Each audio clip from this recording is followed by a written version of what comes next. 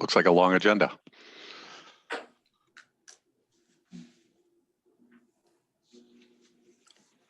Let's give him a couple minutes. Yeah, I'm gonna send him the link if he needs to join by phone. He's got that option at least.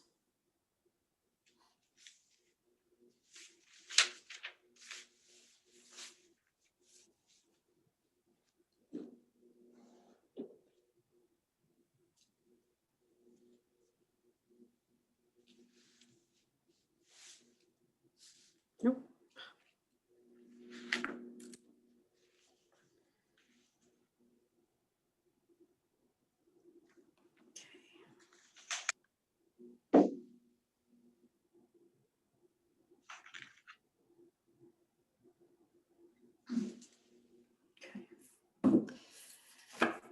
All right, I just sent him the link. Let's see.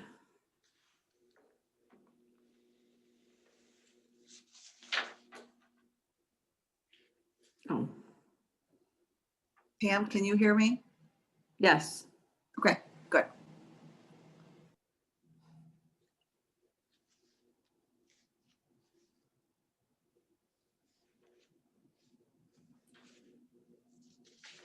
Okay.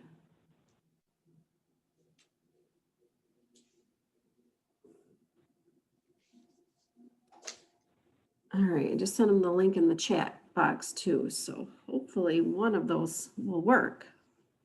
And I just texted him to ask if he wanted me to get the meeting started. So we'll see if I hear from him. Good, good.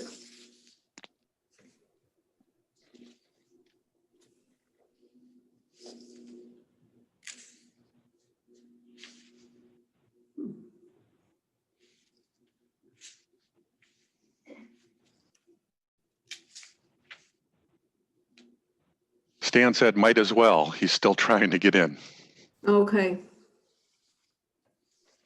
So unless there's any objections, I'll, as vice chair of the Legislative and Human Resources Committee, call the meeting to order.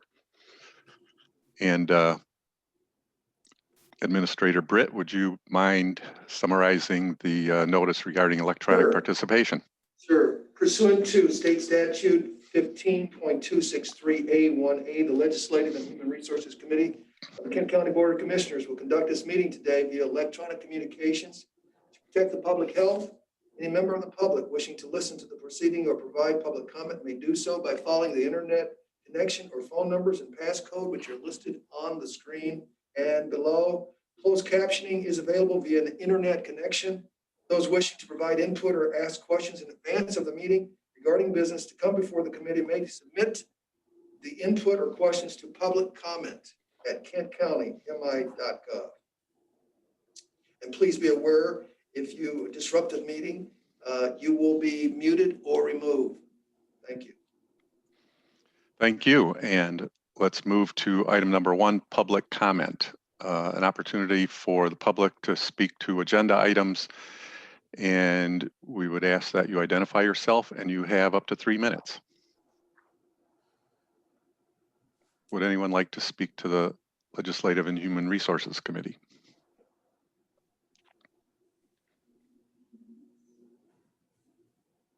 Anything in email, Pam? nope, nothing in the email inbox, and I don't see any hands raised in the chat. Well, this is Stan. Can you hear me? Yes. Yes. Loud and clear. Did you want All right. to, did you want to offer public comment, sir? I have a few things to say about Zoom, but we'll keep that for later. All right, we're on to approval of minutes, Stan. All right.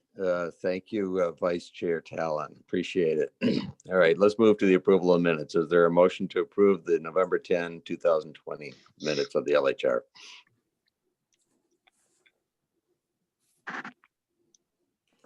This is Talon. I'll move approval.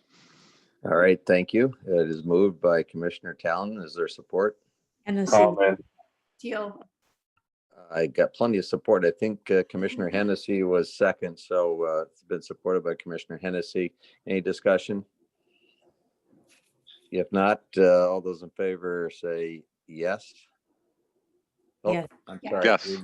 Yeah, that's fine. Opposed? All right, thank you. It is approved. Let's move to item number 3. And I believe Steve Carey, yes, is on the call. Good morning, Steve, from Potomac Strategic Development. Thank you for joining us for a update on our federal lobbyist. It's my pleasure, Commissioner, and everybody in attendance, thank you so much. It's great to be with you. Could you tell me about how much time we have so we can tailor it to keep you on schedule? 5-10 minutes? Let's shoot for 5 to 10 minutes and see where we You got it. Yes, sir. Well, first of all, it's like I said, it's a pleasure to be with you. It's been a tumultuous time, to say the least. I know that you need no lesson in this as elected officials and government officials. You're astute observers of what's happened over the past month.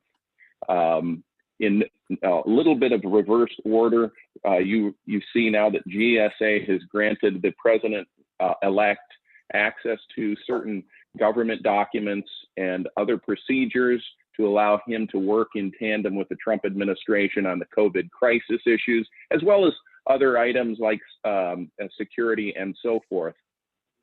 I wanted to make sure everybody knew the impact of that, because right now we're kind of in a lull.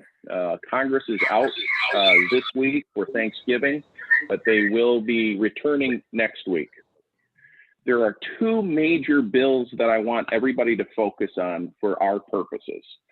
One, the appropriations for fiscal year 21.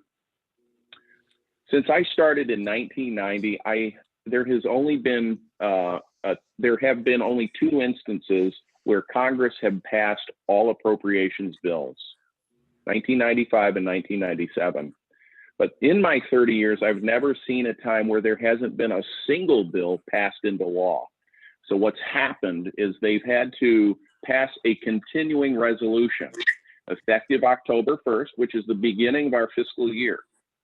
And so what they did is they continued fiscal year 20 amounts to December 11. So let's park that for a moment. That's one set, and I'll return to that in a moment. The other issue is of course, the COVID stimulus bill. Regrettably, nothing has changed since I last reported to you. There's been a lot of noise, a lot of politicking, but really no agreement. There were a number of Senate iterations of the House $2.2 trillion package that included more robust funding for state and local government and other crises funding. But since then, the Senate has reverted back to about a $500 billion package, and there doesn't look like any interest in changing that. The House is now, at the direction of President-elect Biden, has asked leaders to relent a little bit on that $2.2 trillion measure. And he has called on Senator Schumer to get back to the drawing board and back to the table to negotiate something. As you may remember from our last report or other written reports we've provided you, the House version included about $179 billion for CDBG, of which $62.65 billion would be directly to local governments for the impact of COVID. So stay tuned on that. If I were betting, I would say that that measure will be held over until next year. The president is sworn in late January. The 117th is sworn in early January, and I think that they would all like to come back together and renegotiate everything. Except I have seen in many instances when lawmakers come together, maybe it's the spirit of the holidays, maybe they want to clean the slate for the next year so they can focus on fiscal year 22 appropriations, and they will see the impact of the spikes in the coronavirus across the country and reassess what those numbers need to be. I think there's room for optimism, however. There are more Republicans and Democrats coming together on infrastructure spending. We have gone from one reauthorization to, not reauthorization, but extension to the next, just to fill the potholes and so forth, but no robust funding program to build new roads and bridges. So as we've reported before, HR 2 introduced earlier in the 116th would have provided $300 billion for roads and bridges, $100 billion for transit, and $100 billion for affordable housing, for example. So stay tuned for all of that. What I would like to do now is turn it over to Charlie. Charlie, did I miss anything that you think the commissioners need to hear? Well, I would just, add to what you said, Steve. There is a lot at stake for counties and local governments. As Steve said, the House version, which is called the HEROES Act, would provide $2.2 trillion, while the Senate's only $500 billion. That mainly goes to paycheck protection program enhancements and stimulus checks. But the House version has a lot for state and local governments. I think it's a total of $436 billion in that House version, that 2.2 trillion House version. So it's there's a lot at stake here for state and local governments.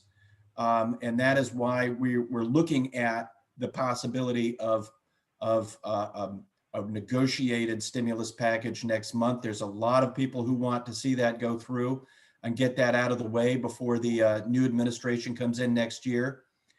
And I would also say there's a deadline coming up for counties and localities to spend their coronavirus relief fund. That's the $150 billion that was passed as part of the CARES Act back in March. And there are also some legislative developments, such as a bill called the Leveraging Options for Counties and Localities Act, to extend that deadline. And I know that was an issue that was brought before folks back in March. Is, there's a lot of uncertainty. What are all the rules that govern our use of those funds that were part of the Coronavirus Relief Act? So we're monitoring that as well.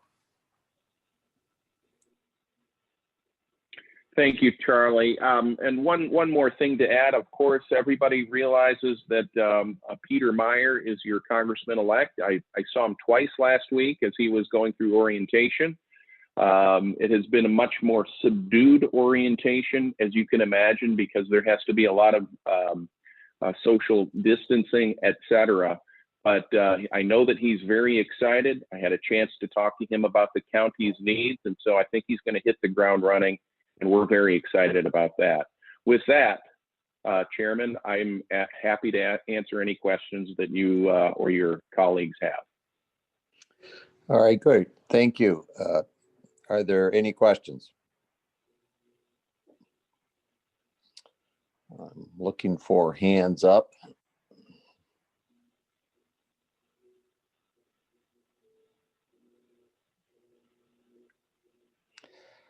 Well, the team must still be stunned from the last couple of weeks. So I certainly, we appreciate your report and your willingness to, on relatively short notice, to get us up to speed on some things that are going on. And obviously there's going to be a lot of activity and dynamics over the course of the next months or so. So we may have you back sooner rather than later. So again, it would be any a other pleasure. questions? Oh, pardon me. Nope, I just don't see any other questions. Let me check the chat. No, I do not see any. So thank you again for being with us and bringing us up to speed today. It's a pleasure working for you. Happy Thanksgiving, and please stay safe. Take care. Great. Thank you again. All right, let's move to the next item, which is item 4. Becky Beckler from Public Affairs is here. There she is. Good morning, Becky. Well, good morning. It's nice to be with everyone, albeit virtually this morning. I thought this morning I would go over just a couple things. First of all, just to recap briefly the House of Representatives November election, talk about the new leadership in the House, and then move to the lame duck session that should begin next week. Prior to the November election, the Republicans maintained control of the House by a 58-52 margin. What we found is that after the November 3rd election, the Republicans still maintained the control of the chamber by a 58-52 margin. which I don't think anybody anticipated everything staying the same number-wise. Republicans were able to defeat 2 incumbents, Representative Brian Elder, Representative Cheryl Kennedy, but Democrats were able to capture 2 open seats that were previously held by Republicans, one in Kalamazoo and one in Oakland County. But that didn't change the leadership dynamics at all. We have 28 new members coming to the House of Representatives. It's not the biggest class, but it certainly is a significant amount of new members coming in. We don't believe any of these new members will chair committees simply because the second and third term group is so significant that there really isn't going to be a place for them. However, they are showing up in key other key committees, so I think that there will be a place for them in other ways. Republicans then went and elected Representative Jason Wentworth to be the incoming speaker-elect. Lee Chatfield, who is the current speaker, is term limited, so he will not be able to serve in January. The floor leader will be Representative Ben Frederick from Owasso, and the speaker pro tem is Representative Pam Hornberger. For the Democrats, they elected Representative Donna Lazinski from Ann Arbor to be the Democratic leader, and Representative Yusuf Rabi will continue as the Democratic floor leader. Representative Wentworth has created 2 temporary committees. The first and foremost is the Committee on Committees. The job of this committee is to actually put together the assignments for both the Appropriations Committee as well as the policy committees. They have co-chairs. The co-chairs are Representative Mary Whiteford and Representative Mike Mueller. Speaker-elect Wentworth has also created a new Committee Action Plan Policy Committee. And this committee, co-chaired by Representative Graham Filler and Representative Steve Johnson, are charged with putting together the policy documents and the policy items that the caucus wants to pursue in 2021 and try to put them together into the House Republican policy document. It's something that every House Republican caucus does. And I know the House Democratic caucus does as well. I'm just not certain if Representative Lazinski has put together that committee yet. Representative Wentworth has also announced committee chairs for 2 key committees. The first one is the House Appropriations Committee. Representative Thomas Elbert from our neck of the woods will be chairing the Appropriations Committee. He's very excited about this opportunity. And then what used to be the House Ways and Means Committees has been renamed into the House Rules and Competitiveness Committee. And that will be chaired by Representative Jim Lilly. However, I want to make certain that you understand that the House Ways Committee, which was a process that Representative Chatfield created last session, was a 2-process committee where any bill that had been assigned a committee other than the 4 major committees, which is Appropriations, Ways and Means, Judiciary, or Government Ops, had to then go through Ways and Means Committee. It's similar to the federal process. Representative Wentworth is not going to continue that process. So he created this committee.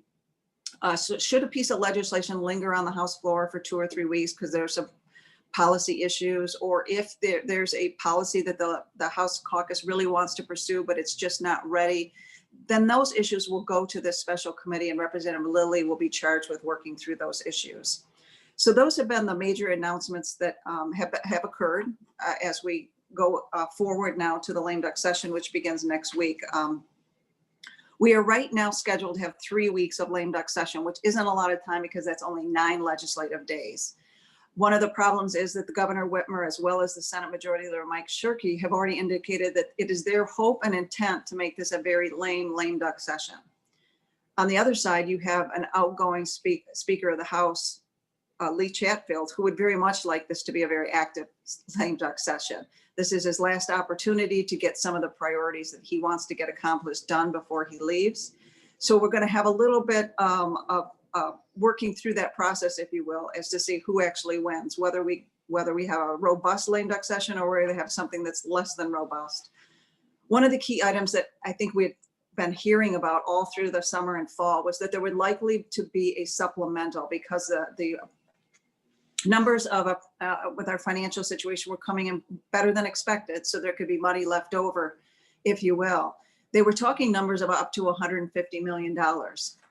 And Speaker Chatfield was hopeful that the legislature would be able to agree upon a supplemental around $100 million, keeping $500 million aside, knowing that next year's budget could be problematic given our challenges as a result of COVID.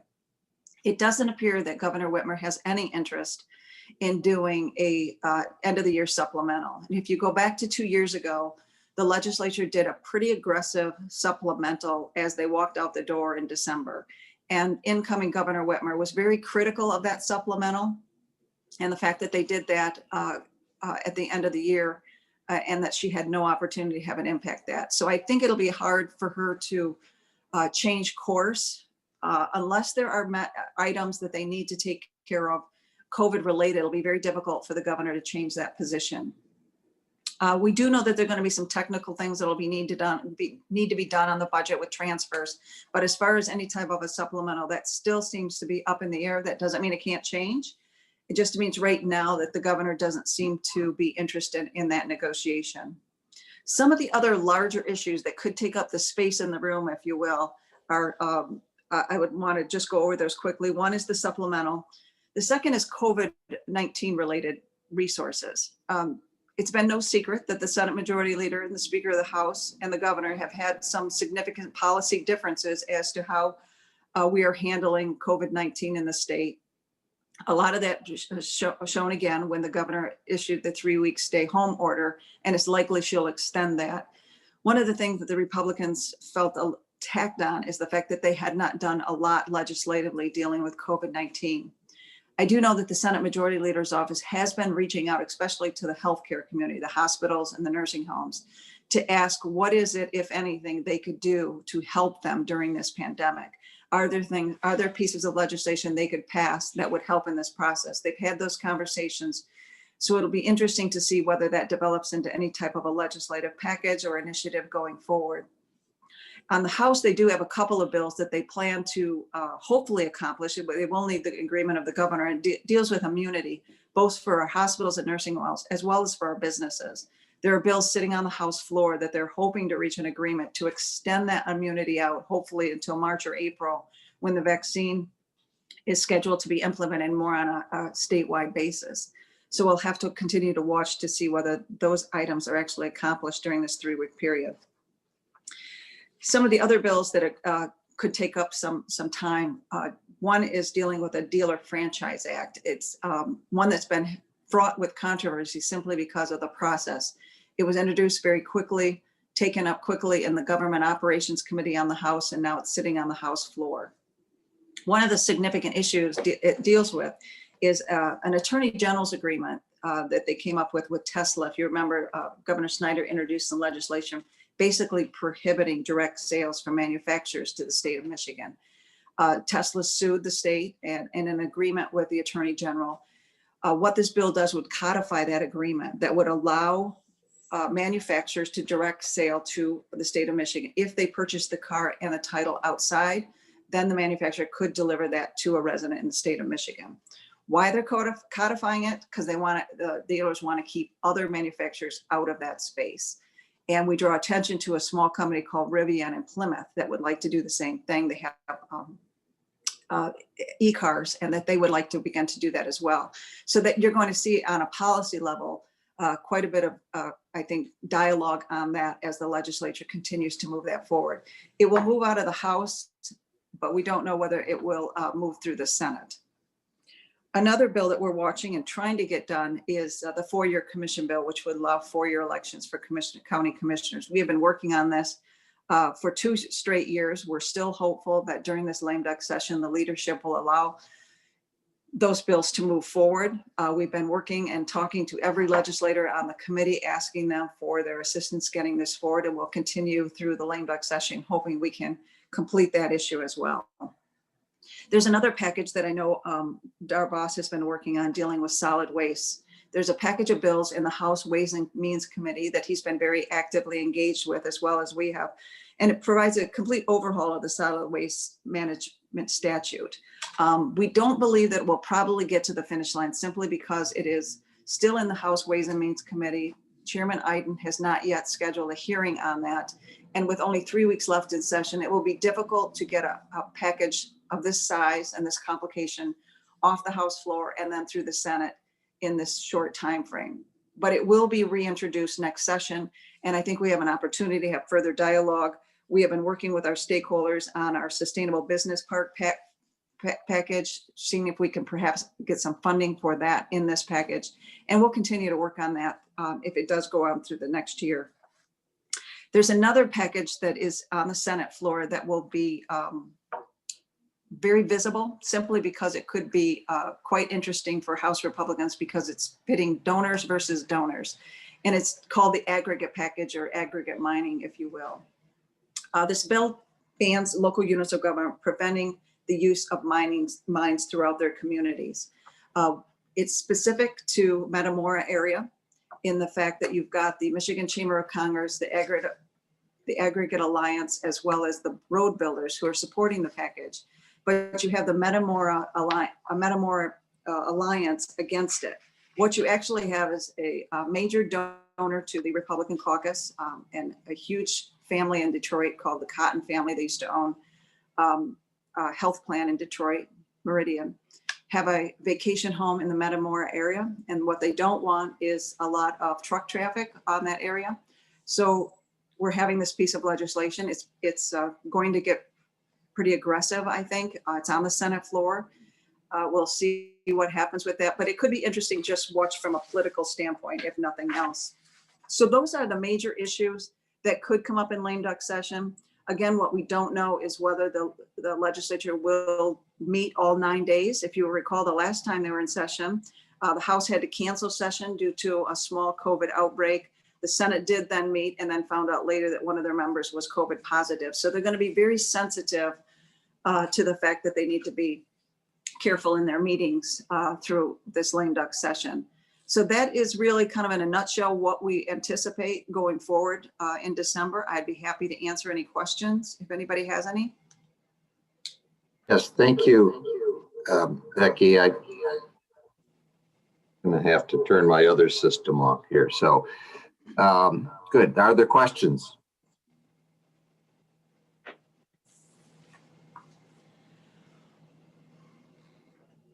I see Commissioner Bonk. Thank you, Chair Stick. Becky, I got two questions for you. The first one, follow up on the solid waste. What would that mean to our DPW with those funds if they pass through? What would that mean to us? And then the second question, I could have asked Steve Carey the question, but do you see any money moving through the system for airports? Is that going to be part of the new infrastructure, or what? That piece of the business is rather hurting, and I just wondered if you heard anything on that issue as well. Thank you, Commissioner. I guess I would bounce that question off to Steve, because I am not certain on the details on federal funding as it reports to airports. I would be happy to check with him if he has, if he's no longer on this call. I'd be happy to reach out to him and find that out. Regarding the solid waste package. I'm sorry. I'm sorry to interrupt. He's great. Yes. Okay. Yeah, we're still on, and Charlie has been following that closely. So if I could turn that over to you, Charlie, please. Yeah, I would say that, yeah, they are looking very seriously at airports. I think there was at least 20 or 30 billion in the CARES Act, and that has been expended now. So I think I can get back to you with a specific number as far as what is in the new stimulus. And I wish we had a number for the new stimulus that is being negotiated between the 500 billion Senate version and the House version of 2.2 trillion. But let's see what kind of reports are in there for the airport relief, and as well as some of the infrastructure bills that might be coming out next year. So I think we can follow up with you on that to give you more accurate numbers. Would appreciate that. Thank you. Thank you. All right. Thank you, Commissioner Bonk. Anyone else? Commissioner Bonk, you put your hand up a second time. Yes, part two of the question concerning solid waste and the DPW and how much funds might be available for us for that infrastructure that we're working out on South Kent. That's a good question. And to be honest with you, I don't have the specific answer to that. And perhaps if Dar Boss is on the line, he might have the specific question. I know, working with the Michigan Association of Counties, They felt that this package needed a little bit more work on it from the county perspective. And I don't know if that's specific to funding or if it were other policy issues. So I can check with the counties as well as DAR to get that question for you, but I don't feel comfortable answering that question right now. Yeah, and I Thank you, don't see, Becky. I don't see Dar on the call at this point, so we'll Okay. have to get back to you then, Commissioner. Absolutely. Commissioner Talon. Thank you, Chair Steck. Just a thought here, thinking about our new U.S. Representative, Peter Meyer, and kind of a new year. And I know I won't be around, but I really appreciated opportunities in the past to sit down with our elected representatives in a smaller group to talk about local county issues. And we used to do that over breakfast, but I think it would be fairly easy to do that in Zoom meetings, and just want to throw that out there. Ask Becky if she thinks that is possible to arrange, and just suggest that moving forward. Thank you. Yes, Commissioner, I think that's an excellent idea. You're right, given some of the constraints that we have as far as meeting. I think that would be an excellent idea to put together a Zoom meeting, either with 2 or 3 members at a time based on policy discussions or some other manner. I know that representatives and senators have been very, very agreeable to do Zoom meetings. It's been something that's been very easy to do. So I love that suggestion, and I will work with Wayman and Lori on organization of doing that. I think that's a fabulous idea. Thanks. All right. Hey, it's Steve Carey. I would work Yes. with you on that if you'd like to have other members. Right now, he's getting staffed up. He has chosen a chief of staff. We're trying to find him a legislative director, and once that happens, they're going to be looking for other legislative staff. So we do have a light inquiry into him, through his apparatus. It's just not official at this time. Something I should have mentioned that I haven't had a chance to yet is that he is going to try to get on the Transportation and Infrastructure Committee. That's typically given to folks who have been around a little bit longer for reasons you can all appreciate. But that said, it's something he's pushing for, and we'll see how that works out. So that's an added plus there for Peter Meyer. But I'll work with anybody who wants to on that front, on a meeting. All right, good. Anything else, Commissioner Talon? Thank you. Okay, good. We'll follow up with those thoughts and ideas as well. So any other questions for Becky or any of our lobbyists here, since we have a free form working? I know, Becky, you had followed up at my request on I think it was House Bill 5882, which was a critical piece of legislation for our crisis center conversation, and it sounds like that is on track to get through the process, notwithstanding the short leash. Yep, I will continue to follow that through and chat with the floor leader in the Senate, Pete McGregor, to make sure that we get that done. All right, good. Any other questions?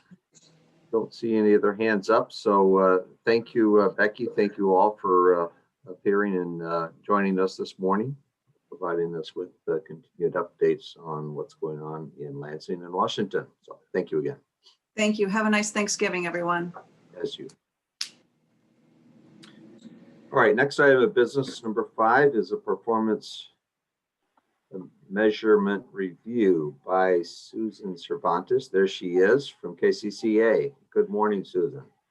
Good morning, and thank you so much for the opportunity to present.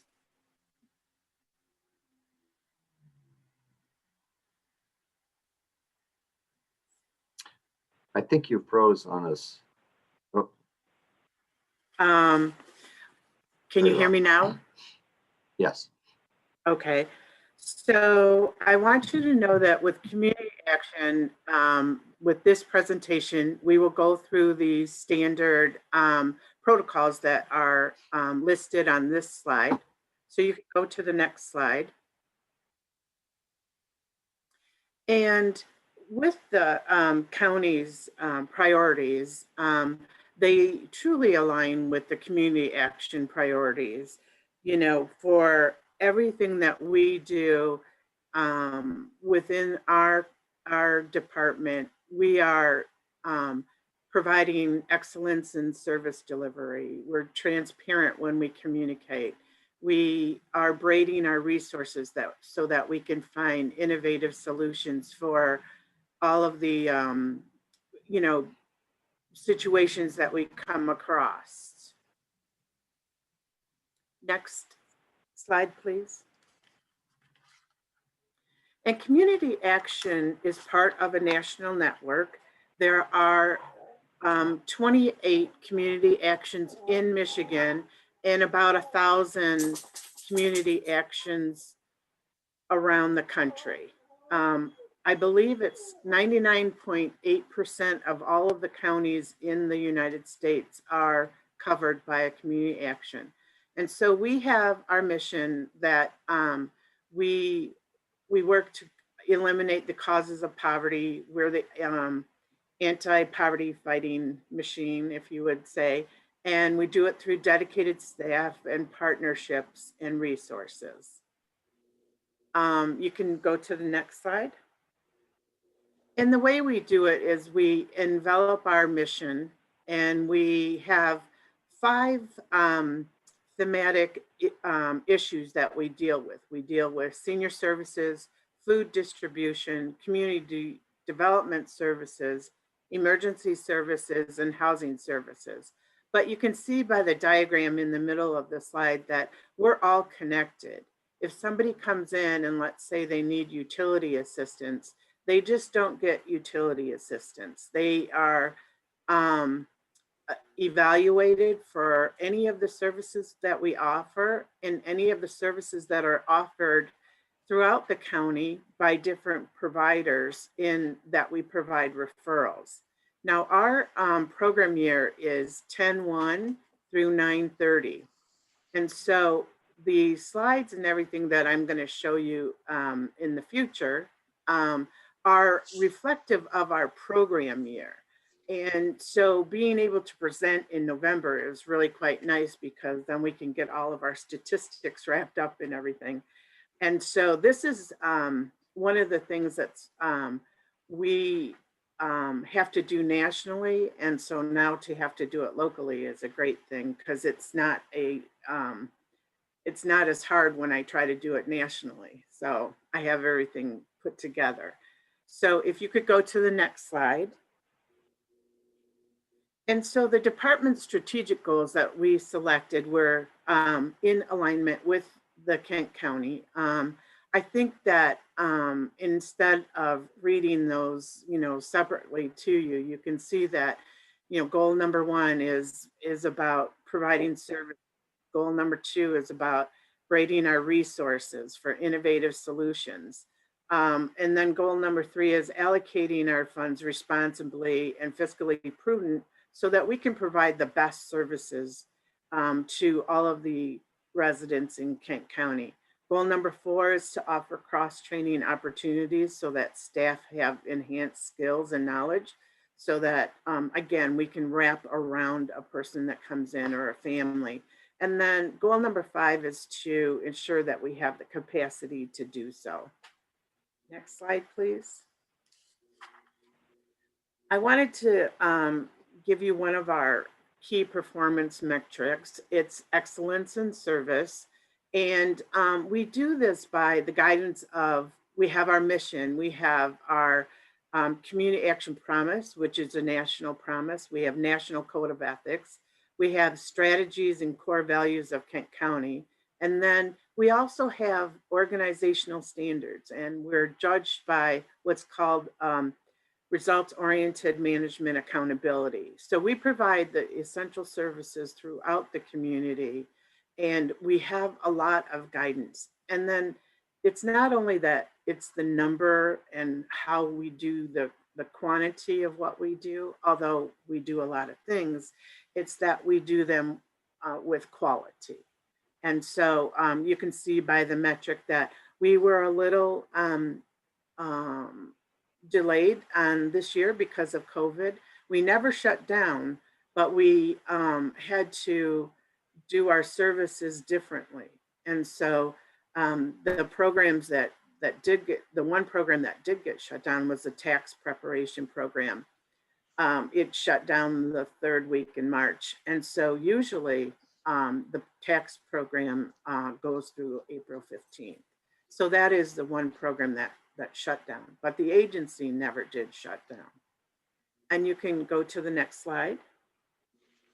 And one of the tie-ins to the key performance metrics is that internally, we conduct a customer satisfaction survey. We ask all of our clients who receive our services to complete the satisfaction survey. We have it in English and in Spanish. And we as an internal goal said, we would love a rating of 92% or better. And this year we got a rating of 98% customer satisfaction, which we're extremely proud of. And proud of the fact that we could still have people virtually complete our customer satisfaction survey. You know, we had to do things differently, but that's okay. We adapted and we're flexible, and the score reflects that we were able to provide customer satisfaction. Next slide, please. Now the score was great, but it doesn't mean anything if it doesn't have any of the impact. And I learned this from Commissioner Talon. Yes, you can provide services, but what is your impact? And so I wanted to share with you a couple of quotes that our customers wrote on our customer satisfaction survey. I think that these really tell the story in light of the fact that we all know numbers. I mean, we can provide services, but what was the impact? And I think that the services that we provide do have an impact. And we're not just providing a service without having an outcome or without impacting somebody's life. And so I just thought that I would share a couple of the quotes that we received on the customer surveys, and that, you know, it's reflective of what we do. It's our passion for community action. Next slide, please. So we have our significant accomplishments. And again, these are numbers, but I'm hoping that when we read through these, that you understand that the impact of what we did is more important than the numbers. But for our seniors, 275 seniors received nutritious meals, which the impact of that was that they were able to meet their dietary needs with Latin American cuisine. And we all know that if you don't like the food, you're not gonna eat it. And so we've had several people during the COVID crisis come to us and say, we would like some food and we would like your food. And so we really have been able to increase our meals are all delivery now. We had to close our congregate meal site, but we deliver about 360 meals a week to seniors. And so there's just something about that Latin American cuisine. Now, when I'm sitting in my office and if they don't open the vent as well as they could, I get to smell it all. So it's so great. And then 164 received outreach and assistance. That's our case management services, and that helped them maintain independent situations. And that was very important for us, especially during the COVID. What we did is we bought lawn chairs and had our staff set the lawn chairs up 10 feet apart in the summer so that they could meet with the senior. We went in Tyvek suits and masks and shields, and we checked on everyone. It's a very isolative time right now for our seniors. We've lost 4 to COVID, so we are grieving because our seniors sometimes stay with us 10, 20 years. So, you know, we're having one of those times where it's bittersweet. And yes, we're outreaching to our seniors, but we need to grieve some of our seniors. And then innovatively, we provided over 20,000 trips with our fleet. We bought heavy duty plastic and put it up between the drivers and the passengers. We disinfect after each passenger. So our trips are much longer now. We disinfect in the morning, we disinfect at night. We try to only do very essential rides now because we understand the importance of our seniors getting to their medical and dental appointments on time so that their health is not compromised. The next slide, please. And as far as our emergency services go, and they are related to households, we provided 441 households with utility assistance, 383 households with homeless prevention, which assists with the evictions. 9 households were assisted with foreclosure prevention funding so that they could maintain their homes. And then 88 homes were weatherized, which improved their energy efficiency and reduced their energy burden. And it also increases their usable income because of their lower utility bills. And then additionally, when you do receive weatherization, you do reduce your carbon footprint, which then thereby reduces your effect on global warming. So not only are we helping the local quality air, we're helping globally also. Next slide, please. Even though we had to shut down our tax program, we did prepare 1,118 households with their taxes. And of those, they realized over 2 million in credits and refunds. So that money came right back to the Kent County economy, which was great. We referred 19,368 referrals for customers. And our referrals are varied. And what we do is when we're listening to someone and trying to help them, we try to make the right referral the first time. We work with 211 to help us out and to make sure that people are followed up on their referrals. And then this year, we did provide services to 272 veterans. Next slide, please. And one of the significant accomplishments that I didn't write down on here was that, and I'm hoping that Al Jano is on the phone, but when he was talking about his performance measures, he forgot to add that his team was just invaluable to us when we had our massive food distributions. They helped us with walkie-talkies and cones and sealing off the parking lots and helping with security and packing and you name it. And so I want to give out a shout out to Al and his team. We couldn't have done it without them.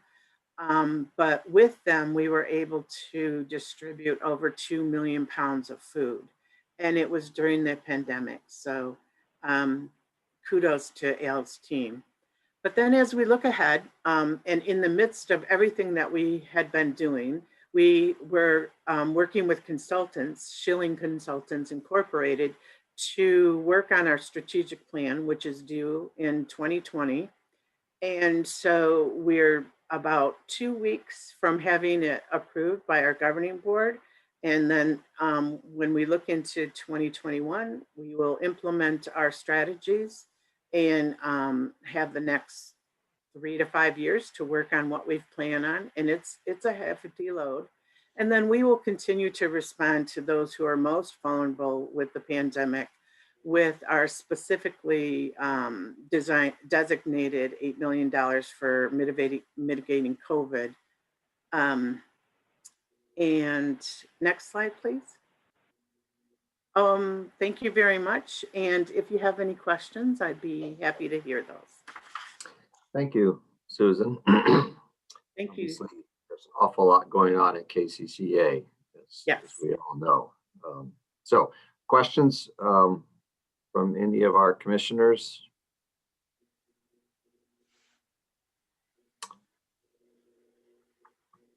I'm looking for hands up, and I see one from Commissioner Talon. Surprise, surprise. Yeah, there you are. Hi, Susan. I just want to add my comment that your department does a lot of stuff, and appreciate all that work.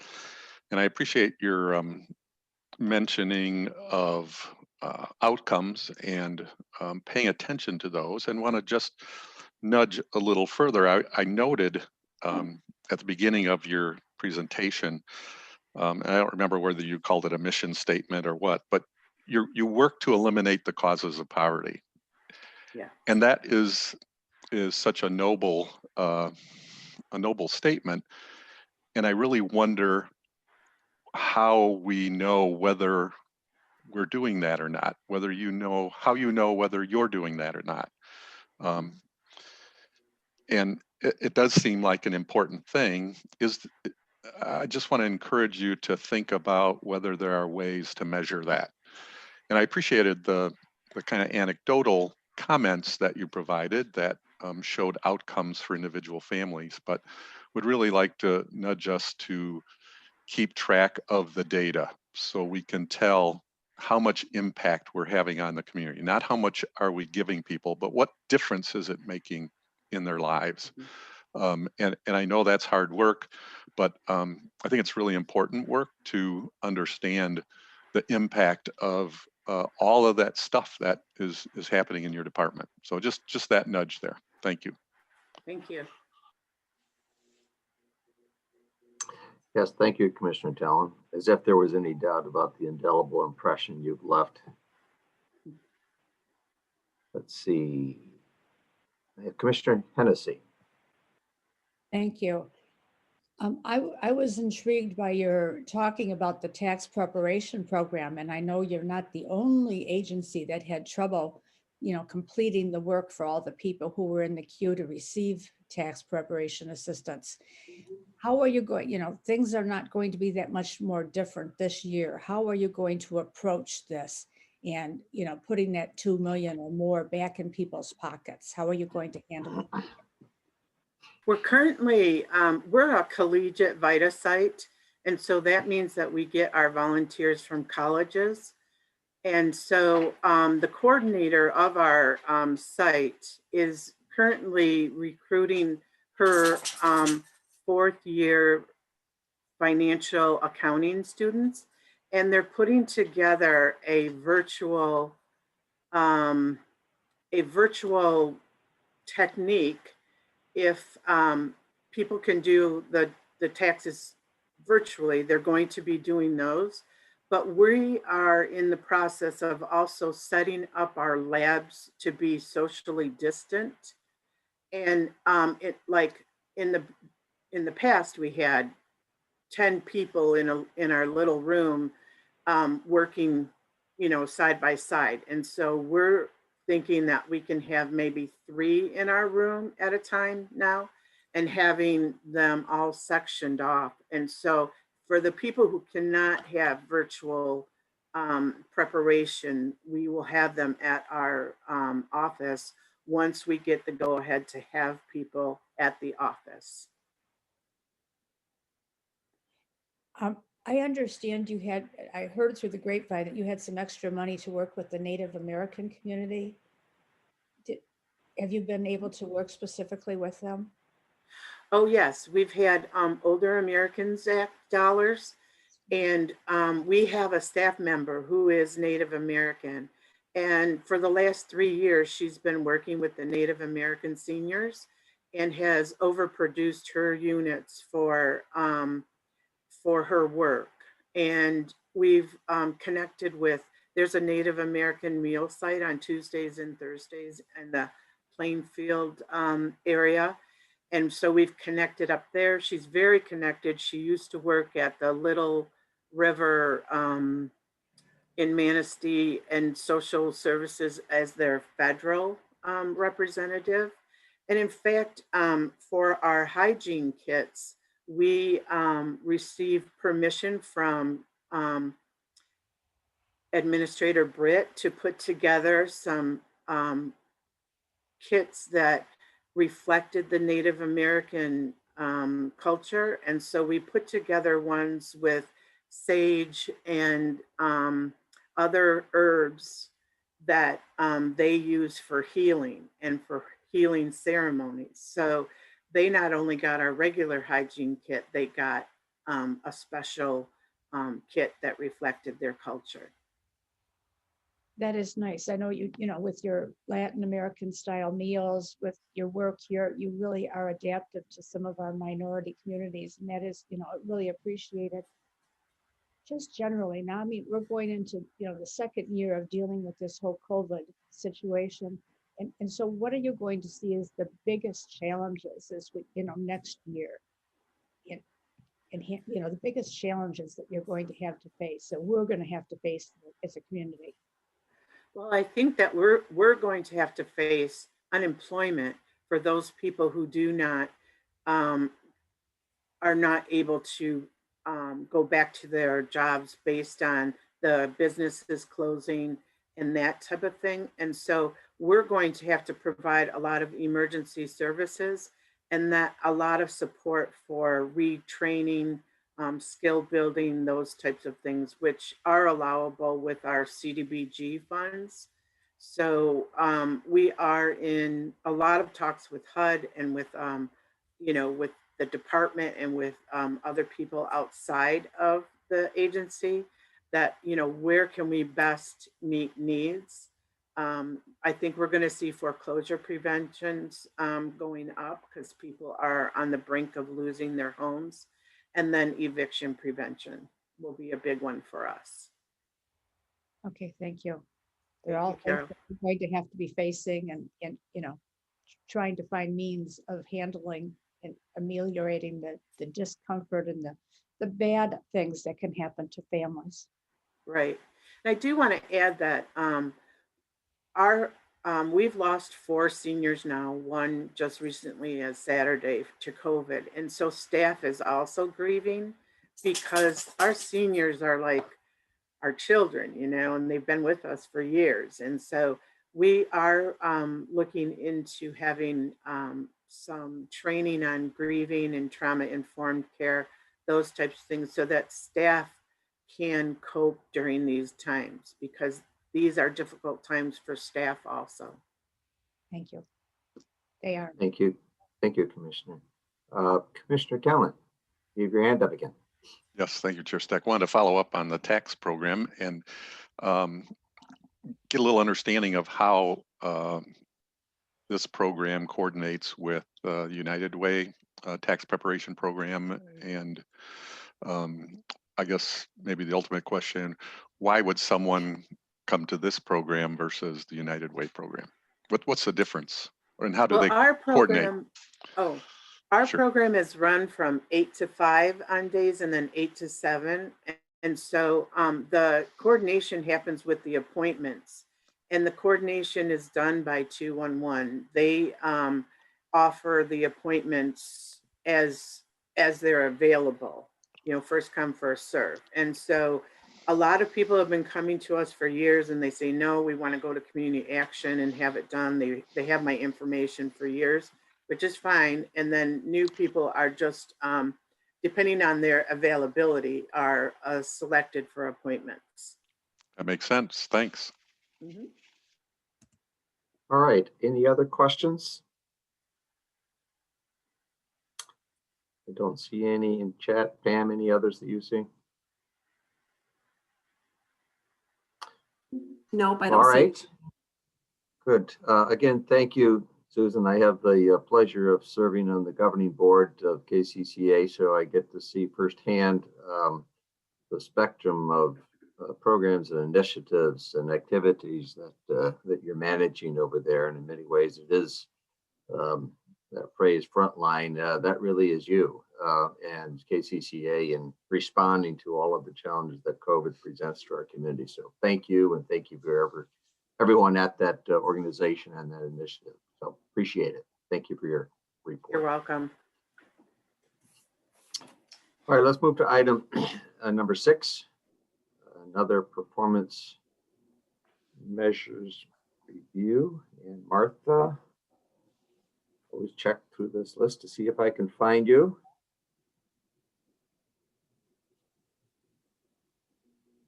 Sure. All right, there you are. Good, welcome. Thank you for joining us and presenting. Thank you for having me. I'm really excited and honored to be here representing Veteran Services for Kent County. It's been almost 2 years for me on the job, and in putting together this presentation with Ryan Grams, I was really pleased to note that we've done a lot in that time. And so, you know, our strategic goals and our objectives are definitely very much in alignment with the overall county priorities. I don't have the ability to change the slide. Next slide, please. And so we're very much focused on customer service. We've worked really hard at doing a better job of communicating about who we are and what are the services that we provide and all the different activities that we have going on. We're working really hard to be inclusive, to try to reach out to younger veterans in addition to veterans across the whole age spectrum, but also to try to engage spouses and families a little bit more than we have in the past. Obviously, we really want to encourage high quality of life for all veterans in Kent County and encourage their prosperity. And so those are the things that we're working on. We're going to focus most on excellence in service delivery in this presentation. Next slide, please. Our mission: to provide accurate, efficient, and timely information and service that facilitates the delivery of benefits which enhance the quality of life for Kent County veterans and their families. So pretty straightforward. Next slide, please. Our strategic goals: obviously, we want to make sure that as many veterans get connected to their benefits as possible. And so everything that we do is designed to provide information, to be inviting, to try to be inclusive. All of our outreach activities are really focused on engaging veterans and their families in new ways so that we can hopefully just become acquainted with them. And if they aren't already connected to their benefits, then we can make ourselves available to help them do that. We want to increase the services available to them by establishing cooperative partnerships with multiple key community agencies. We've done an amazing job at this. If I do say so myself, we've had a lot of collaboration in the last 1.5 to 2 years with new partnerships, and that's really exciting. And we've been able to provide different kinds of outreach that help to connect people to their benefits. We need to ensure that all staff is fully trained and accredited, and we need to, I've already talked about the creative outreach activities, and we also need to be measuring utility and effectiveness of all of our initiatives. Next slide, please. Focusing on excellence in service delivery, as I said, one of our primary goals is to increase the numbers of people who are aware of us and bringing them into our services. But not just that, we also want to be able to help connect them with other services in the community that they might be eligible for and that might benefit and enhance their lives. And so our staff is trained not only to kind of determine people's eligibility criteria for what we have. If we don't have something for them that will meet their needs, then our team is really well versed in other resources. And so we can make appropriate referrals and warm handoffs so that people do get their needs met. We've been trying to create a more visible footprint through the targeted use of social media, advertising, and enhanced community outreach activities. We have a new Facebook page. We have Women Warriors, West Michigan Women Warriors Facebook page. We have a new Instagram and Twitter account. We used MVA grant money this past year to do Wood TV8 outreach, and that has been really successful for us. Also, we hired Art Prize artist Pamela Alderman last year to help us facilitate and implement numerous Art Prize workshops. And so the whole idea was that we would be engaging veterans and their families in making art that would then become part of an Art Prize submission that Pamela Alderman would submit. And obviously COVID happened, but we did have a lot of success with that. And there's a plan to be able to show that piece in the future. We've formalized collaboration with Women in Combat. We're now an official affiliate. Women in Combat is a group of female veterans, and it was started by Zanetta Adams, who is the director of the NVAA. And it was initially put in place for female veterans who'd experienced military sexual trauma. It's a peer support kind of a group. It's based on social, recreational, and therapeutic activities that women can participate in, and they have since sort of loosened the criteria so that it's really open to any female veteran in the state. And so now Kent County is an official affiliate, and so we've really been spearheading a lot of stuff with female veterans. We've also become a collaborative with a group called Women Veterans Strong, and that's a federally funded peer support group for female veterans. And so we've done some social, recreational, therapeutic interventions with that group. And we help to publicize all of their activities and provide information on what they're doing. Next, please. In terms of measuring our utility and the effectiveness of what we're doing, we've had some interruption in that. Previously, we've been doing paper surveys with people when they came into the office. Because of COVID, we've basically not been seeing anybody in the office since March. And so we've worked to sort of migrate that so that we're sending out a survey with every email, with every electronic contact, that kind of thing. But there was a gap there. When we closed in March, we didn't close, but when the staff went home, we continued to do things telephonically and electronically. But at that point in time, the staff really didn't have the tools that they needed to do everything 100%. But we did manage to keep filing claims and keep things moving and keep in communication with people. Since that time, we've got the staff outfitted properly. So we also managed to purchase a new software program for processing claims to the VA. It's called VetPro, and inside of that, there's a new method of gathering data in development. So the Pro has been a really great investment for us because it's really sped up our claims processing. Next, please. In terms of creating a more visible footprint through targeted use of social media advertising and enhanced community outreach and activities, we have developed partnerships with all of these agencies. The one that I just realized isn't on here is Community Action, which is really too bad because they actually have been really supportive of us in trying to develop a transportation program for veterans. Also, they provided us with a van and a driver for our WINK equine therapy retreat that we did this year. So lots of much stronger relationships with all of these entities in the community and a lot of support. People are really excited about what we're doing and we're excited about what they're doing. And so the more that we collaborate, obviously, the more that people know about us and the more that veterans know about other services that are of value to them in the community. Next.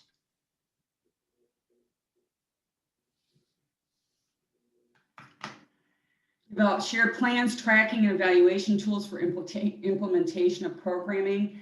At this point, we have contracts and data sharing in place for Degage, the Yeager Foundation, Kent County Veterans Treatment Court, Community Rebuilders, Disability Advocates, Senior Neighbors, WINK, MVAA, and then we're working on plans and data tracking tools for these collaborations that we're developing as we go forward.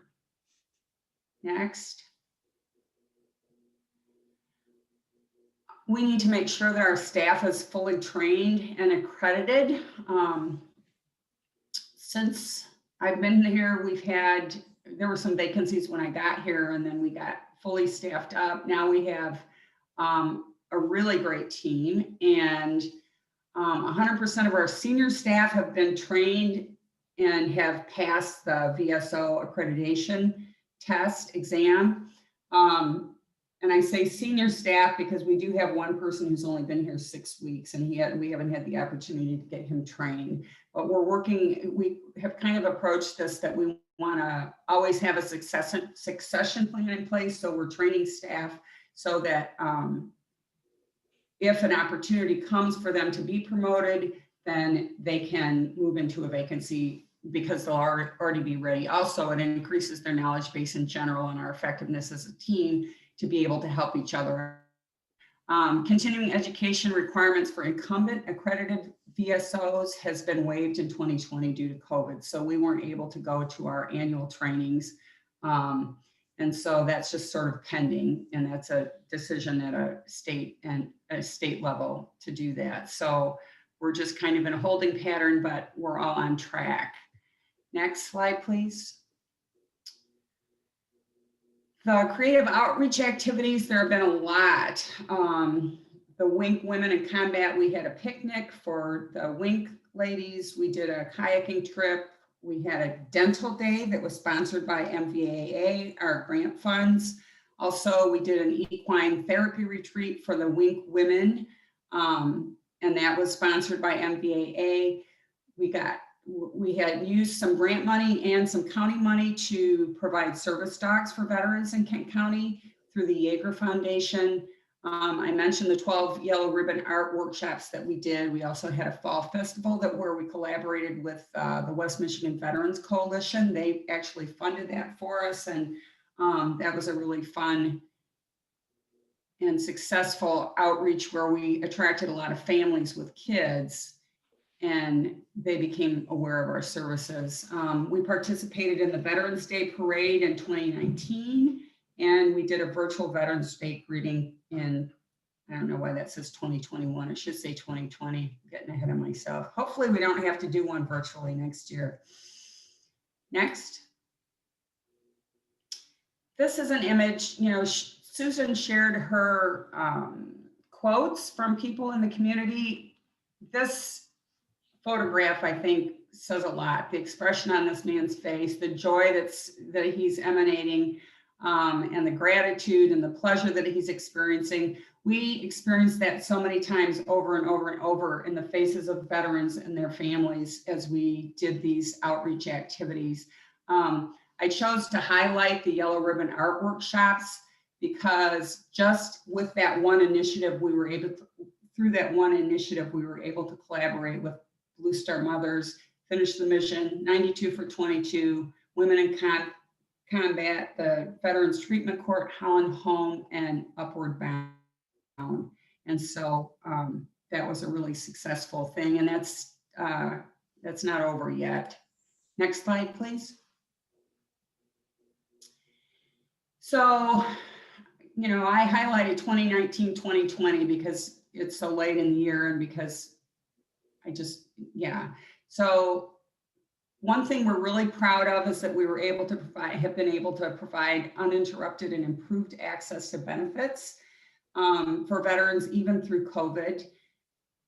This time, in between the last time that we all got sent home and this time, we got approval to purchase computers and cell phones and get everybody VPN access, so that this time when we had to go home, everybody in the office is fully prepared to be functioning 100%.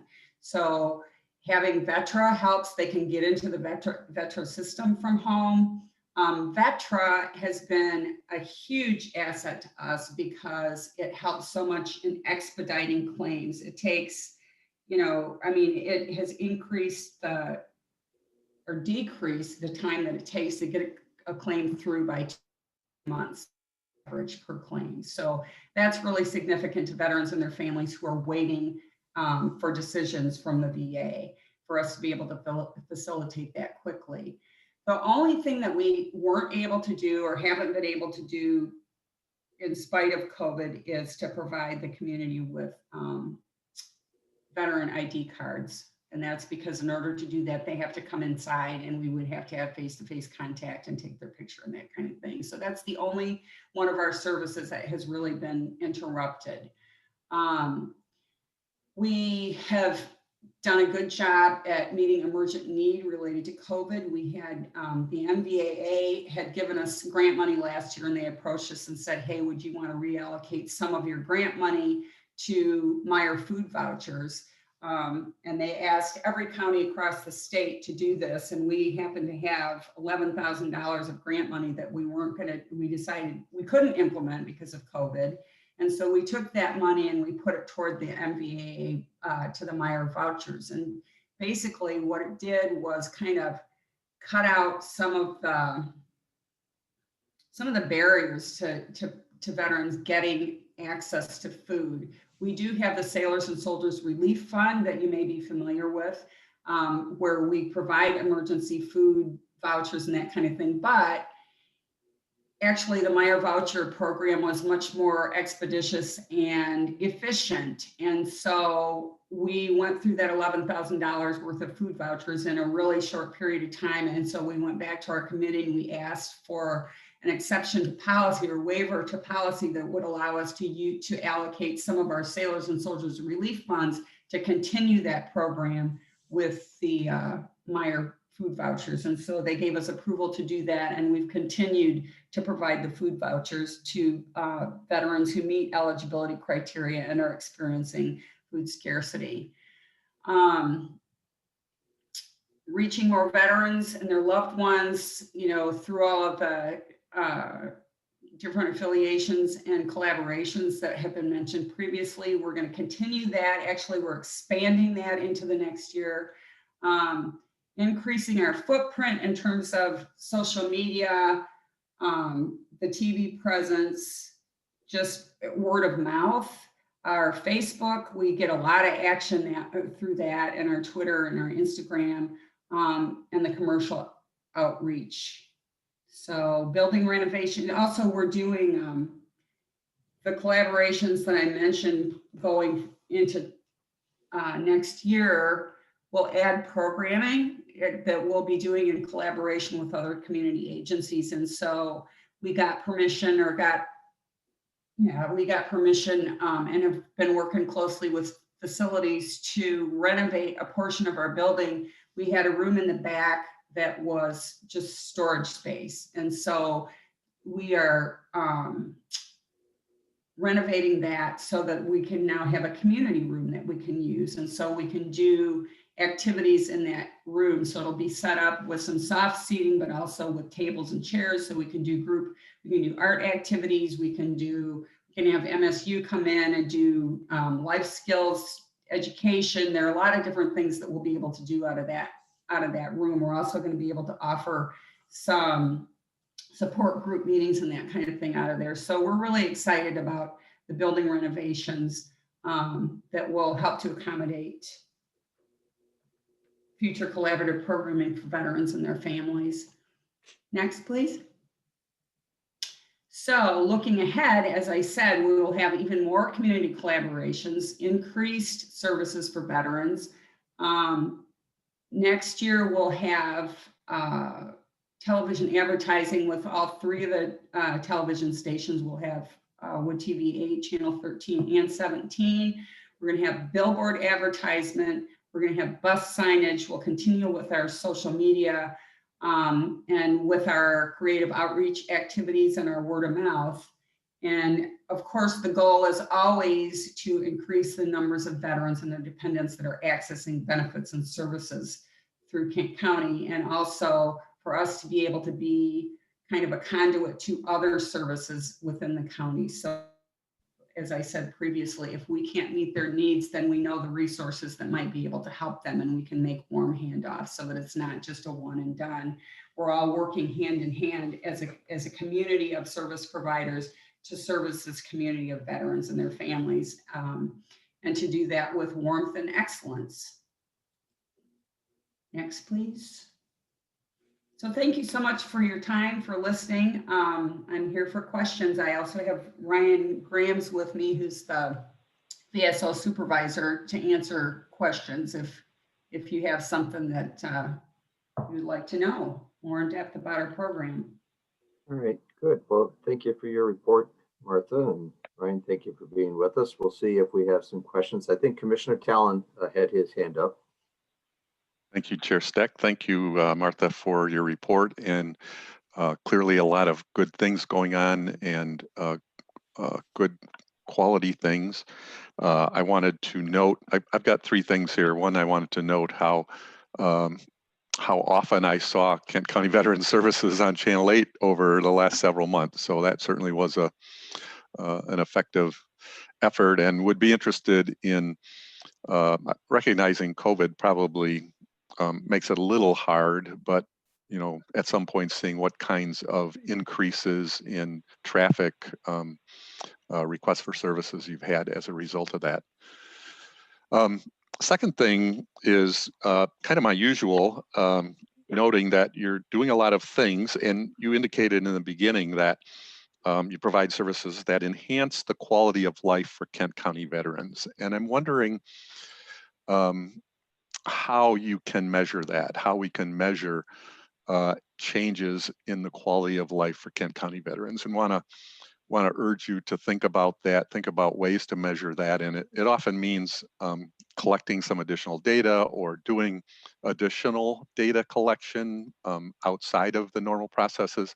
But that's really key. If that's the mission of the organization, figuring out how do we know that that quality of life has been enhanced is pretty important. So just that suggestion there to keep thinking about that as you move forward. In addition to the quality of the services, what's the outcome of all that work that you're doing?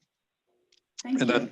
And then lastly, wanted to ask about the collaboration on housing. And I noted that you listed Community Builders as one of your collaborators, and wondering how it's going on ending veteran homelessness, recognizing that we did virtually do that a couple of years ago. Are we still getting veterans who are experiencing homelessness into services and housing quickly, or how is that going?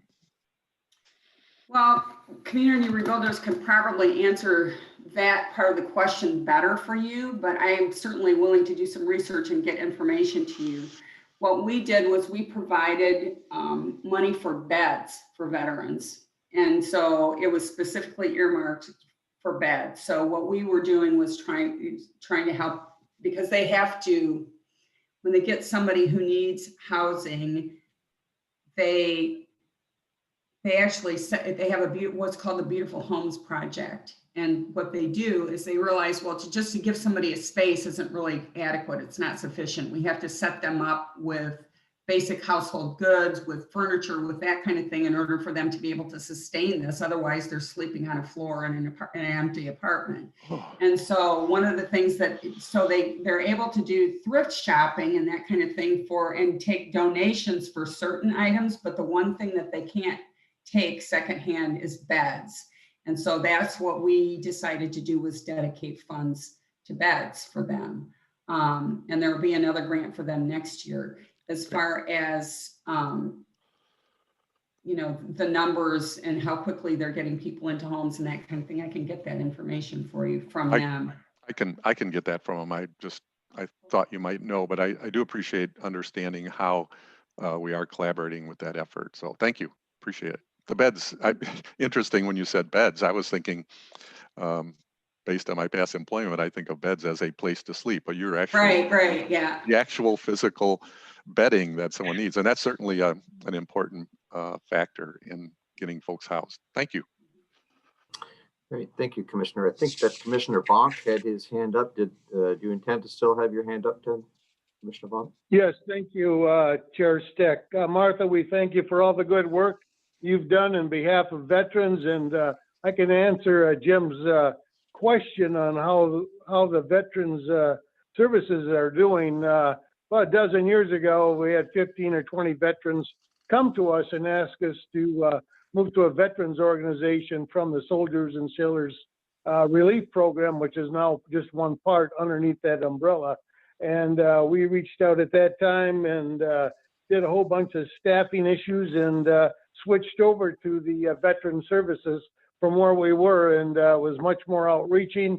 The veterans, after we did that, disappeared, and we had less issues with the veterans once we expanded it to the current services that we now employ. But my question is this: there seems to be two levels of veterans. You have your regular veterans that qualify under the hours of service and so forth, and on part of their death benefits, they get a stone and a flag marker.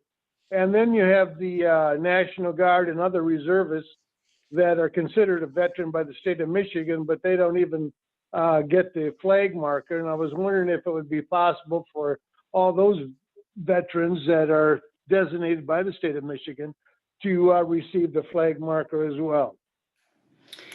Yeah, that's not a decision that we get to make. Ryan, can you speak to that a little bit?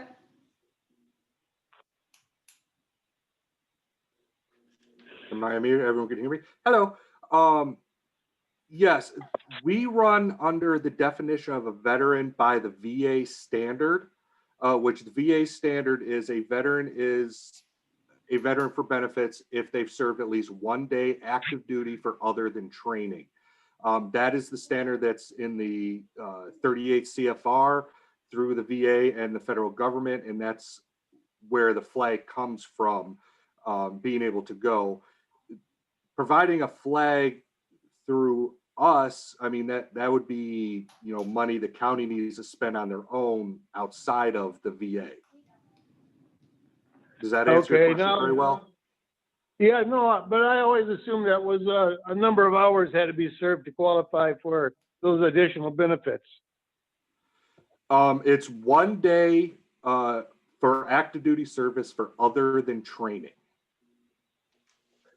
So the Detroit riots, Essex Union Plant riots, all those would qualify the reservists for a flag? As long as they were called up to duty, they will have a DD-214 that will show 1 day of active service, because especially Detroit riots, I get that all the time. Yes, the Detroit riots were an active duty service, even if it was only for a week. This also goes along with the reservist National Guards who were called up for like Katrina, when we had the Katrina catastrophe, that were called up to go down to help. That was also considered active duty service, and then they are eligible for benefits. Which would be what? Well, which could be for the flag, the headstone, also medical care from the VA, plus education care. It opens up a lot of things. Okay, I really appreciate that. Didn't know that. Yeah, thank you very much. Appreciate your good service. Thank you. Thank you, Commissioner. Commissioner Hennessy.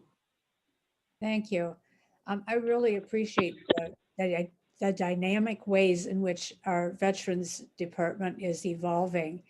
And like Commissioner Talon, I saw your ads on TV8 quite a few times and enjoyed them every time. It was like, this is perfect. This is how we can, do an outreach and get to a lot of people, especially those who are low tech. I mean, most everybody at least can access TV. One of the things I was taken by that I heard from both you and Susan Cervantes this morning was something I've not heard before, and I was pleased about this, and that is to talk about succession planning and cross-training of the personnel in your office. And I think that's really important for us to do for all of our employees as we, as our department heads age and as we start thinking about how services will be provided in the future. I just think this is a really good thing, and I was pleased to hear that conversation this morning. Thank you. Good, thank you, Commissioner. Any other questions or comments from commissioners? I don't see any others up, so thank you again, Martha. Ryan, thank you for being here this morning and for giving us a report. And of course, thank you for all the incredible work and effort that you do in working with our veterans. It's very much appreciated. You're welcome. All right, let's move to item, excuse me, item number 7. Purchase of development rights ranking. Wayman, will you present this? Sure. Yes, this is a request to the Board of Commissioners to approve the Agriculture Preservation Board's 2020 Purchase of Development Rights ranking.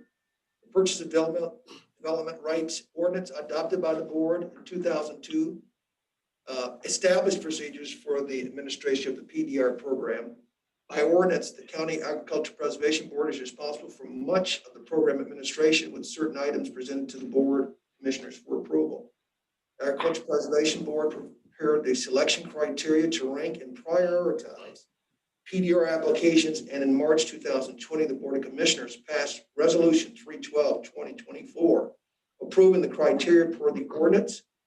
Selection criteria continue to focus on preservation efforts in areas with large blocks of agricultural land and consider factors such as soil type, parcel size, proximity to water and sewer, proximity to other public or private preservation land. 8 active applications are drawn from Sparta and Tyrone and Fruit Ridge, Bratton in the Parnell corridor, and Algoma and Oakville in the north area. The Agricultural Preservation Board intends to seek funding from the Michigan Agriculture Preservation Fund, the Agricultural Conservation Easement Program, and the Fry and Wegge Foundations to purchase conservation easements using this ranking system. Great, thank you. Is there a motion to support or approve the resolution pertaining to the rankings? Hennessy will move. It is moved Talon by support. Commissioner Hennessy. It is supported by Commissioner Talon. Is there discussion, comments, or questions from any of the board members, commission members? Yes, Commissioner Talon. Thank you, Chair Stack. Just want to know, it wasn't clear to me what changes there might be from the last set of criteria. Could someone speak to that? Usually it's the same, but just wondering if there are any changes. Wayman? Are you on the line? Yeah, I'm here. I can answer that question. Good morning. Matthew Shannon's there. Yep. Thank you for asking the question. There were no changes between the 2019 and 2020 cycle that would impact the criteria. So we were able to just when a applicant renewed, we were able to carry their score from a previous year to this year without any changes to their application. Thank we you. are looking at having changes in the next cycle, though, to better reflect our funders and their priorities. Thank you. And could I follow up just to ask if there are changes in the applicants? Noticed a list of applicants there. Are those the same as last year as well?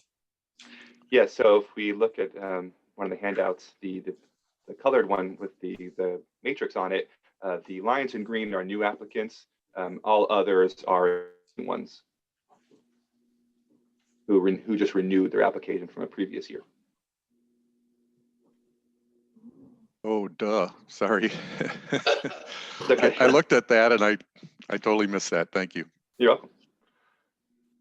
Thank you, Commissioner. Commissioner Coleman, you have a comment.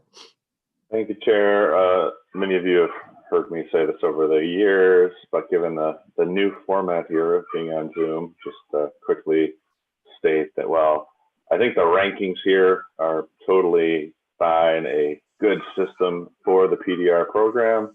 I will be voting against it just due to my problems with the core of the existing PDR perpetual nature. All right. Any other questions or comments from commissioners? I do not see any. So Pam, will you go ahead and do the roll? Sure. Commissioner Hennessy. Yes. Commissioner Coleman. No. Commissioner Melton. Commissioner Ponstein. Commissioner Teal, Yes. Commissioner Skaggs, Commissioner Talon, Yes. Commissioner Bonk, Yes. Chair Steck. Yes. That motion passes. All right, excellent. Let's move to item number 8. Comes from Human Resources regarding a request to add judges to the county healthcare plan. Wayman. will you please present? Yes. This is a request to the board to allow eligible judges who are appointed or elected to the 17th Circuit Court, the 63rd District Court, or Kent County Probate Court after March 30th, 1997, and who leave the bench on or after January 1, 2021, to participate in the county's retiree health care plan. Currently, only employees and elected officials who are vested in the county's pension plan may elect the county's retiree health care benefits upon retirement. Kent County Circuit Court, District, and Probate Court judges who were appointed or elected after March 30th, 1997 are not currently eligible to participate in the county's retiree health care plan because they are prohibited by state law from participating in the county's pension plan. It'd be consistent to allow judges to participate in the retiree health care plan along with employees and other elected officials. Additionally, most similar sized counties offer retiree health care to judges. A benchmark analysis of 5 similar sized Michigan counties revealed that 4 counties offer retiree health care benefits to retired judges. Only 1 county does not. It is recommended that the eligible judges who are appointed or elected to the 17th Circuit Court, 63rd District Court, or Kent County Probate Court after March 30th, 1997, and who leave the bench on or after January 1, 2021, be allowed to participate in the county's retiree health care plan. Benefit eligibility, amount, and other terms and conditions will be as stated in the elected officials handbook and the plan document and summary plan description for the Kent County employee and retirees benefits plan. Estimated annual cost to add judges to the county retiree health care plan is $19,965, including annual amortization of $6,655 and accrued liabilities over 21 years. All right, thank you, Wayman, for presenting that. Is there a motion to approve?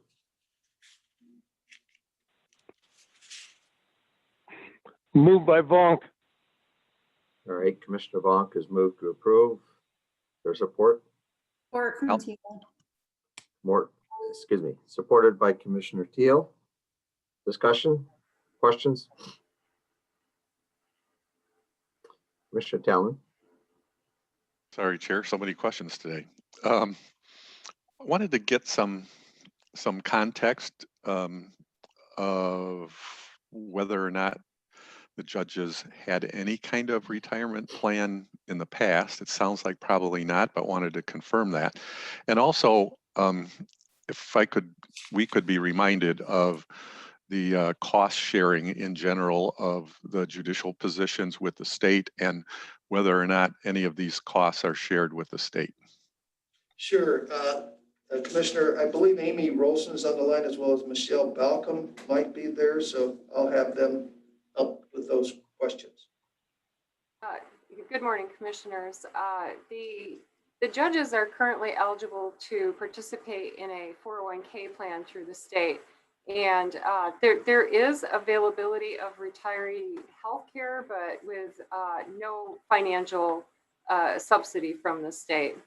In terms of the cost share, I believe that it might vary somewhat based on the arrangement of the judges. And Michelle, I don't know if you have more detail on that and whether the state would fund any employer contribution to retiree health care in this case.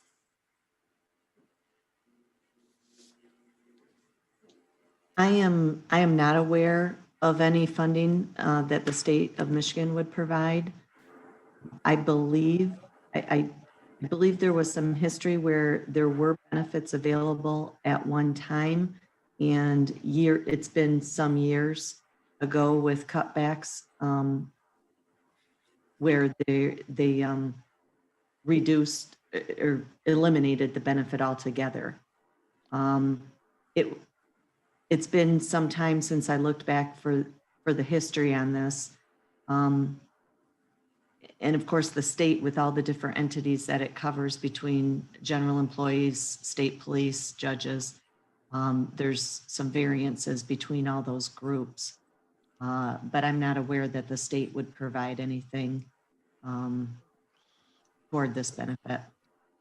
Would appreciate if we could get some verification of that. You know, usually in the past when we've talked about adding new judge positions, which we've been encouraged to do by the scale, we get a breakdown of what our costs versus the state costs are, and having a little more understanding of what the state covers would be helpful. And I also wanted to follow up and ask whether the state contributes to the 401k that is available at this point, or is that also totally just up to the judge employee? The state does make a contribution to the 401k. Okay. You know, there's some cost sharing, or it's a payroll issue as to the portion that is paid by through the county, but there is a reimbursement for that, is my understanding, is that the state is making an employer contribution that is fully state funded to the 401k. Okay, thank you. So, well, just to summarize then, they do have an option. They have had an option for the 401k, but now we'll be offering them a separate pension option through the county. Oh, I'm sorry. No, actually, they have the 401k plan for the state, and that is their, retirement account. They were precluded from participating in the county pension for anybody appointed or elected after March 30th, 1997. And we're talking just about the retiree health benefit here, the stipend toward the purchase of medical and prescription coverage in retirement. I see. I apologize. Thank you for the clarification. All right. Commissioner Hennessy, you had your question.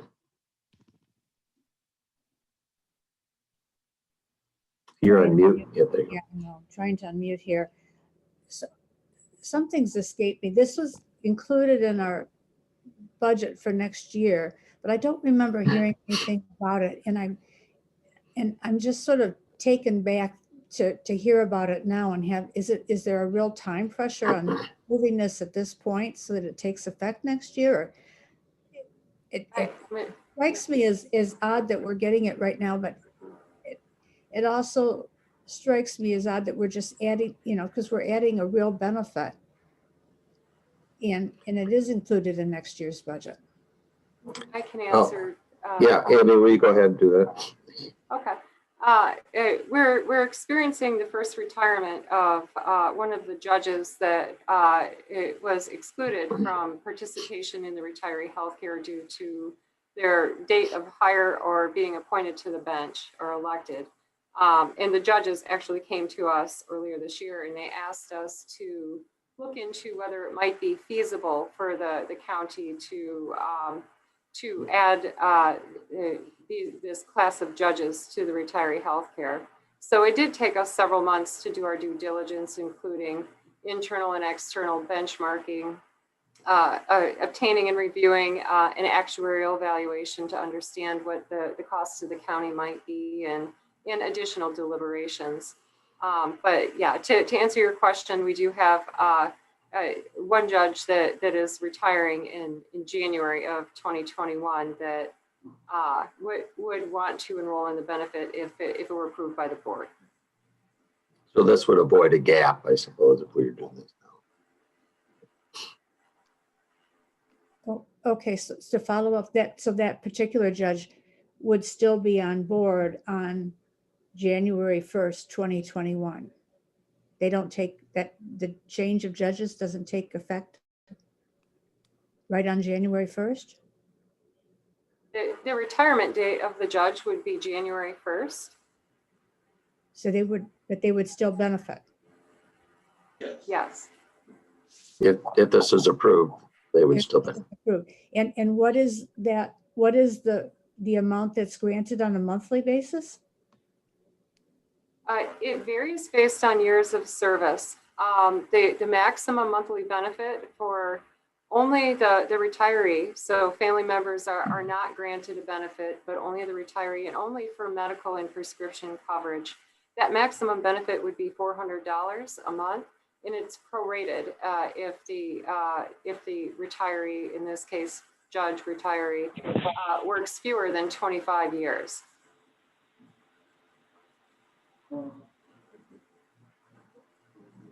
So we're talking about $400 per month maximum over a 12-month period.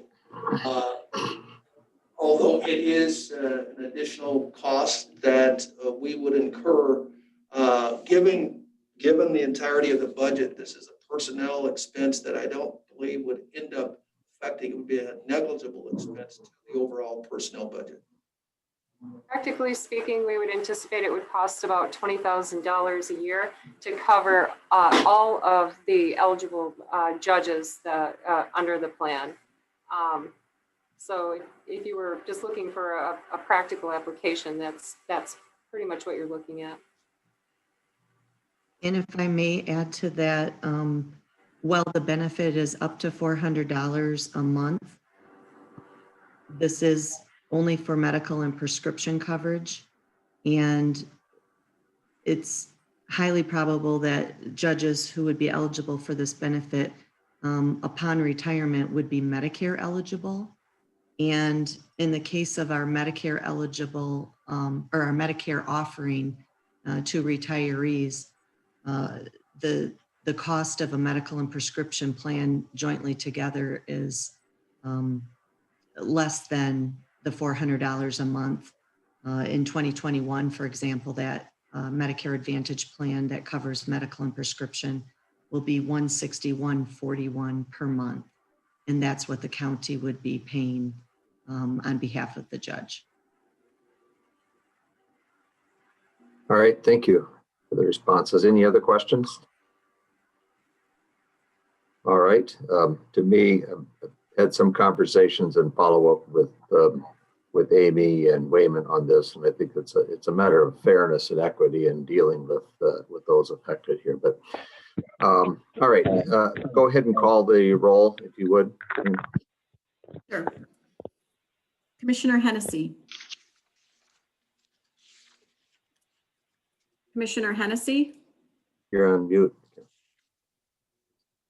You're still on mute.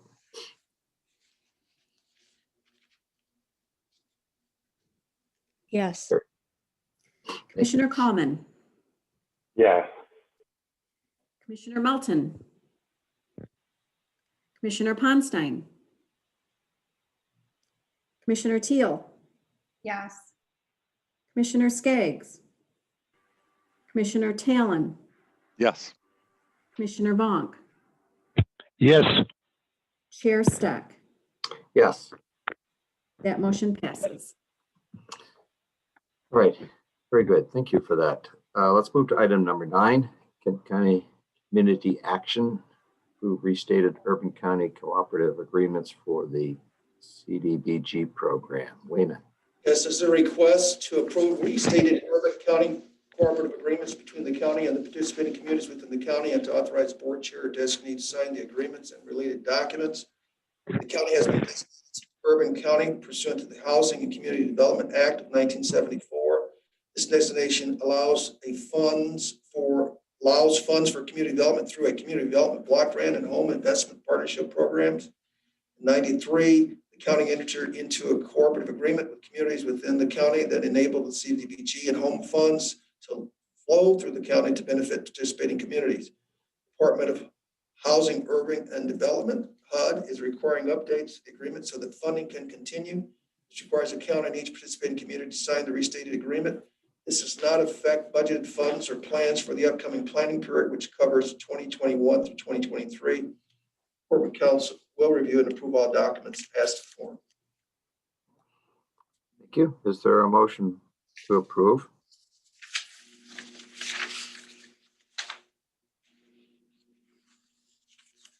Okay, Talon moves.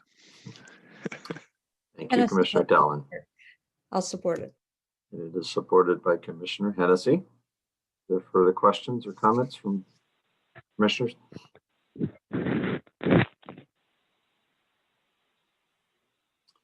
I see none. Very good. Excuse me. Go ahead, Pam. Will you go ahead and call the roll? Sure. Commissioner Hennessy, Yes. Commissioner Common, Yes. Commissioner Melton, Commissioner Ponstein, Commissioner Teal, Yes. Commissioner Skaggs, Commissioner Talon, Yes. Commissioner Vonk, Yes. Chair Steck, Yes. and that motion passes. All right, good. That brings us to item number 10, miscellaneous. Does any commissioner have a miscellaneous item to bring to the committee?